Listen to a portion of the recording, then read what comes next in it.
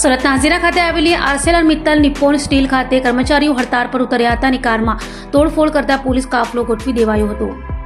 હરિયાણાના પાણીપતમાં એક કર્મચારીના મોતના વિડીયો સોશિયલ મીડિયા પર વાયરલ થયા બાદ તેની ઘેરી અસર સુરતના હજીરા સ્થિત આર્સેલરમિત્તલ નિપ્પોન સ્ટીલ કંપનીમાં જોવા મળી છે, જ્યાં SMP3 પ્લાન્ટના પ્રોજેક્ટ સાઇટ પર કાર્યરત મોટી સંખ્યામાં કોન્ટ્રાક્ટર બેઝ કર્મચારીઓએ અચાનક કામ રોકીને ઉગ્ર હોબાળો મચાવ્યો હતો.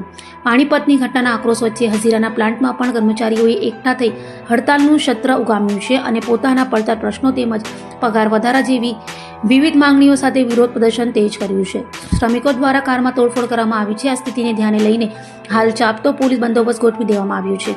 ક્રાઇમ બ્રાન્ચ અને SOGની ટીમ પ્લાન્ટ પર પહોંચી ગઈ છે તો સ્થિતિને થાળે પાડવા અને કર્મચારીઓને સમજાવવા માટે કંપનીના ઉચ્ચ અધિકારીઓ તાબડતોબ ઘટના સ્થળે દોડી આવ્યા હતા. જો કે મોટી સંખ્યામાં શ્રમિકોના આકસ્મિક આક્રોશને પગલે પ્લાન્ટમાં ભારે અફરાતફરીનો માહોલ સર્જાયો હતો.